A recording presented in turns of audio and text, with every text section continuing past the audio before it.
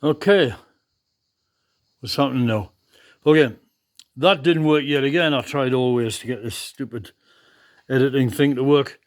Okay, part 3. Now, as you see, I've popped this into the hole. It actually looks wonky, but I think it's actually straight. It's this rock here that's making it look straight. The beam is straight, standing vertical, and the rock's curved over one way. You can get, working with stones, you can get loads of kind of weird illusions like that. Okay, what I had to do was pop this thing here, and it was a bit awkward. I'm not working at a decent place here, but I popped it and I put my chisel in, my not a wood chisel that would cut the cable, but I put a chisel in just to spring it, and then it bit the chisel. The handle clamped down on the chisel, so I had to pull that out and then bite it and fire it again. And then eventually it rolled itself down into the position.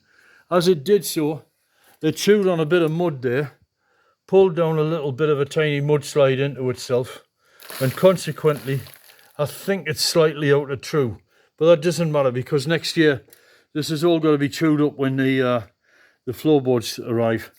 So anyway, that's a massive success. I'm pleased with that.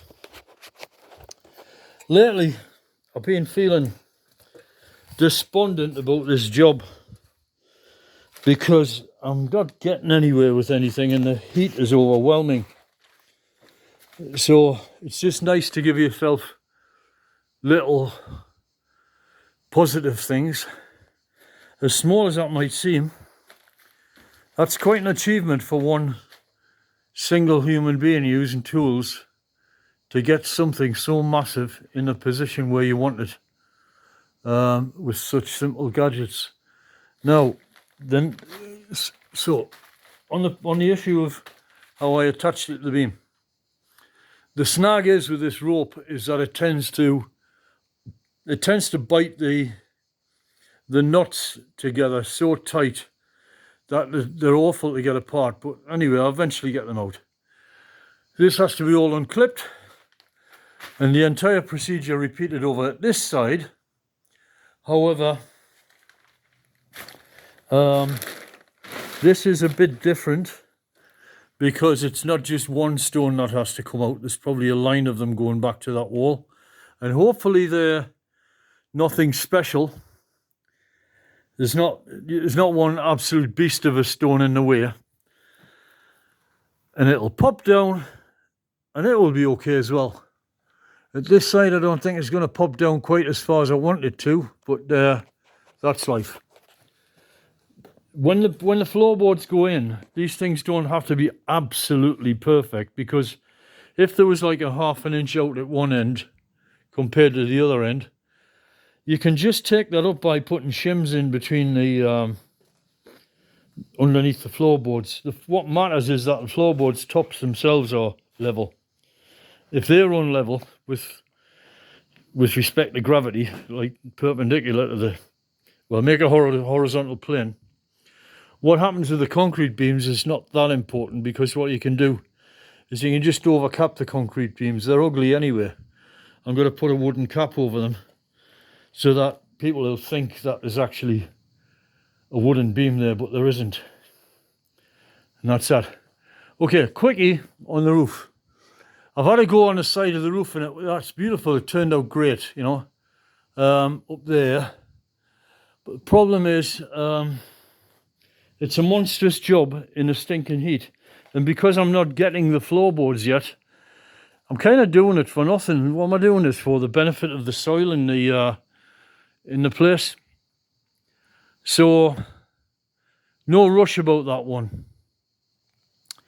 However, what's important is to get this place prepared, because all the muck and filth has to go before the floorboards come in. When the floorboards come in, I'm going to paint them with emulsion paint, which will protect them and stop them getting ingrained filth.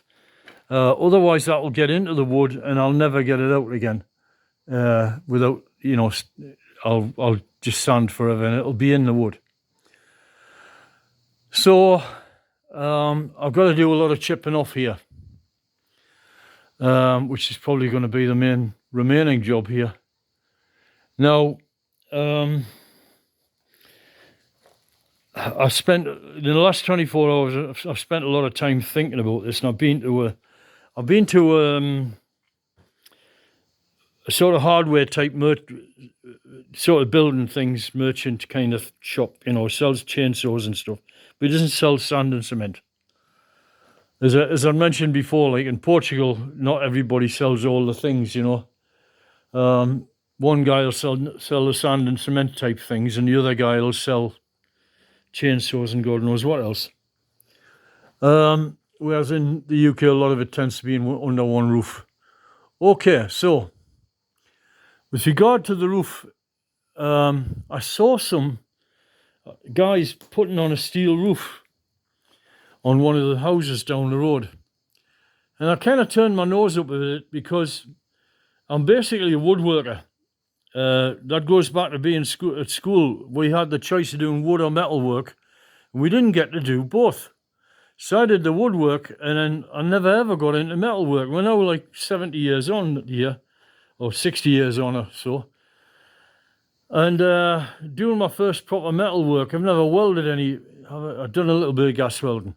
I've welded very little in my life. So now I've got to learn to arc weld, because I looked at the steel that they had been using for making the roofs, and it looks to me like something you can easily pick up. You can pick up literally pick up, lift up, you know. So one man can lift one length of this steel, put it in position, and weld it to the next bit of steel, and so on. So if you look at these rafters here, those beams coming downwards, they're about the size of the box section steel stuff that they're selling in the hardware stores and stuff. So it seems to me that the answer to the problem, and also I had a long chat with my son about roofs, and I said I'm worried about side push from roofs, you know, getting it right. Now this roof is supported by what you call purlins, these lines that run along here. So they're taking the load downwards, and everything's sitting on them and on the walls. And hopefully the way this is supposed to work is they're not supposed to push sideways. Well, there's a way to guarantee that they're not going to push sideways, which is to put a flat roof on. Not going to put a flat roof on, but what you can do is in effect put a flat roof on by, if you look at that corner there, you make a triangle. So, and then another triangle, another triangle, another triangle, and so these beams going across here, which tie them all together. So the tensile loads from the roof are imposed on the steel beams. They can pull all they like on the steel beam. The steel beam doesn't care about it. And all that the roof, all the walls of the house ever experience now is downward compressive load, which is what stone is good at. In fact, stone's useless at everything except compressive loads. Okay, that's the answer. So the answer is put a ring, concrete ring around the top, order up the steel, put in an A-frame, put in another A-frame, another A-frame, another A-frame. But the way I will do it is at the top, they will not meet. Okay, so each of the A-frames will be a gap in between, like my fingers are shown there. Okay, where are they? My fingers like that. There'll be a gap.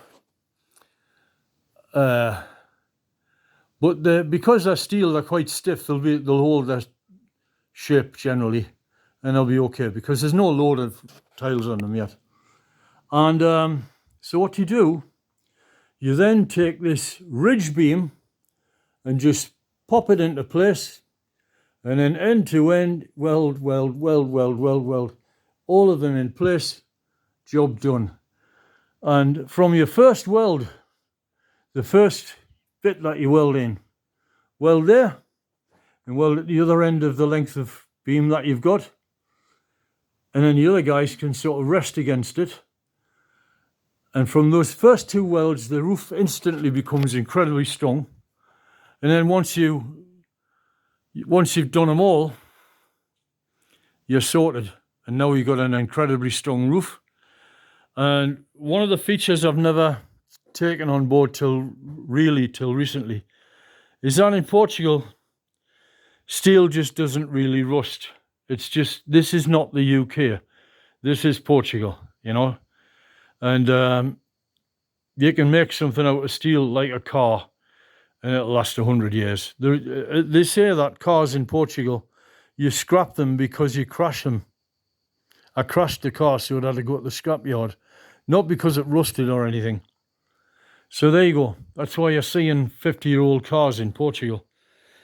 And in the UK with the salt on the roads and stuff, they would have been dissolved by now. I wouldn't like to build a house like this near the seaside, mind. That salt there, that would be a different story with the salt and the steel. So that's the plan for that. I have a massive donation from a house smaller than mine of a roof. He's given me his whole roof. But here's the snag. The house is smaller than mine. Not a huge amount, but say 1/4 smaller. And if you allow for the fact that they might have smashed some tiles when they took them off. So he's donated his entire roof to me. And my eyes came out on stalks when I saw these guys. Because, as I've said many times, there's a look in Portugal, and I call it the Foster's Home for Imaginary Friends look. And it's all about like more ornamentation and old-fashioned look and everything. And I just happen to like it. And this roof tile, if you look at it, it's in pretty much new condition. It's just covered with muck. That's life. But it's got this pattern work in it. So when it's on the roof, each will have a pattern. Then the next tile will come here and that will have a pattern. And that's great. That's absolutely fabulous, and it's going to look absolutely fabulous. But 2 problems. The amount the guy has donated, I cannot trust is going to do the entire roof. I could wait for more, and God willing, if some other guy comes up and says, hey, I've got some of those tiles for you, you can have them, then that's great. But it means that I'm going to be short of tiles. So I took this tile off, I took this tile and brought it home, and I looked at it and I realised something about it. These grooves in here and the style of the tile and everything, it's exactly the same almost as the modern tile that they have in Leroy Merlin. We would call it Leroy Merlin in England. Leroy Merlin. It's a French company.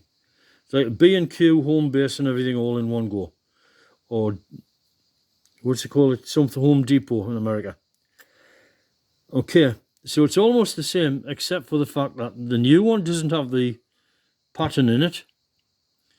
And it doesn't have this little bit of a ridge here. It's flat. And it's quite boring. Okay, so it's stuff there, like, you know. And then I just thought, ping! I was walking down the road, bright idea. As fabulous as these tiles look, the only person who's going to ever see them on the front of the house is God. Because when you walk down the lane, you cannot see the top of my roof. There is no vantage point other than across the valley, and you're not going to be able to see the details of these patterns from the other side of the valley. So there's no vantage point at which you can see all this detailed work. However, if you go around the back garden, you're actually on the level with the roof and you're looking at it in all its splendour. So the idea is buy some of the new tiles that I don't like in Leroy Merlin, put them on the front of the house where nobody can see them except God, and on the back put the the pretty ones, and that's the solution. And that is a 50% saving on the cost of the roof automatic, in terms of the tiles anyway. So I'm really pleased with that. Right, nothing more to tell you about what's going on at the minute. I'm going to pop that, I'm going to carry on, and I'm going to pop that beam in there and see if I can do that. By the way, the method I use to get the cable over the top, I need to get that cable over there. Well, I can't climb up there, so what I do is I just throw a piece of string over, and that takes me a while. Get a shot over, and then I pull the rope over, and then the rest, as they say, is the rest is history. And attach my strap.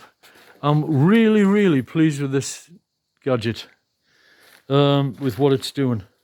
And one of the other jobs is I have to bring this beam across here.